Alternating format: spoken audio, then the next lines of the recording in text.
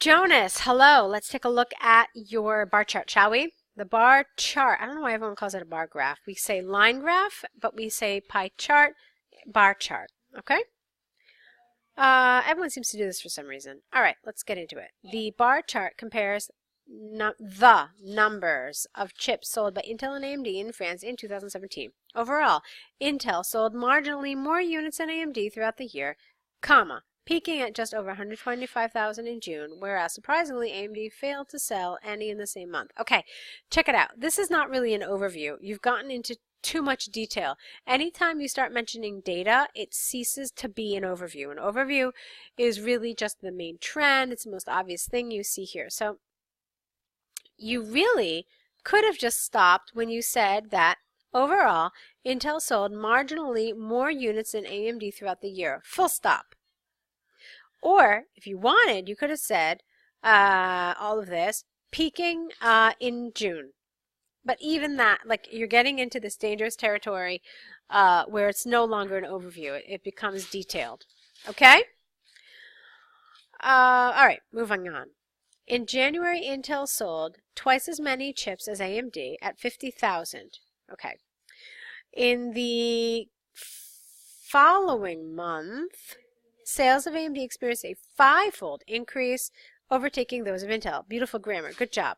In March, AMD sales plummeted, while Intel continued to rise, reaching nearly 100,000. After Intel experienced a drastic decline in sales in April, the number of units sold by both manufacturers was broadly similar. From April to June, AMD sales were constantly falling, reaching zero level in June. Reaching zero, not zero level. Whereas Intel sales showed an opposite trend, peaking at nearly 125,000 in June. In July, sales by AMD surged, while those of Intel dropped, reaching over 100,000 and just over 25,000 respectively. Intel sales doubled in August and remained fairly constant till October, before increasing to over 100,000 in November, followed by a slight decrease in the subsequent month. Sales by AMD fluctuated from August to October, before tumbling in November. By the end of the year, the number of units sold by AMD had partly recovered at, get rid of this, approximately, not circa, 30,000. Okay, here's the good news. Your grammar is great and your vocabulary is great.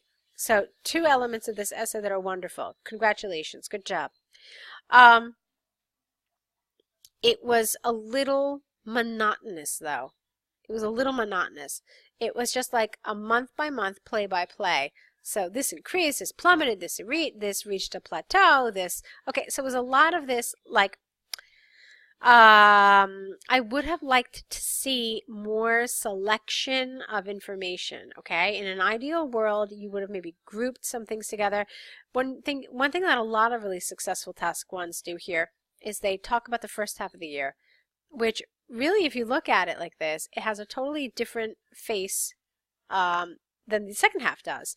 So here, it's really clear that AMD is just doing terribly with 4 out of the 6 months well under 50,000, okay, and only just 1 month where it's this, okay, whereas Intel has this lovely rise, okay, and then plummets, and then rises again. And then you could talk about how AMD kind of, wakes up and does a lot better in the second half of the year, while Intel all of a sudden is below AMD in 1, 2, 3, 4 months out of the 6. Okay, so there are a lot of ways you could have said this that was essentially saying what you said, but really not making it so monotonous. Okay? Keep that in mind when you're doing this. It looks like you've got the grammar and the vocabulary in order to describe the data in the way that I'm suggesting. Okay, so keep it in mind and let's see what you can do in your next task one, all right? Okay, so in the meantime, let's look at this one about local food. Let's see what you said. It is true that certain food products travel long distances before reaching their consumers, whereas some experts advocate that eating locally grown food produced benefits the environment and economy. I would argue that, no comma, despite this possibly having merits for the environment, is not necessarily great for global economy. Lovely. I really like it when students are able to really look at this issue and say yes to the environment but no to the economy, or yes to the economy but no to the environment. So I'm really glad that you can look at this critically. Okay, great job. Transporting food over long distances does have detrimental effects on the environment. It is a well-acknowledged fact that different means of transportation, especially planes with their significant emissions, greatly contribute to the greenhouse effect. This, in turn, leads to global warming, which most expert environmentalists recognize as the greatest threat to humanity in the foreseeable future. Beautiful.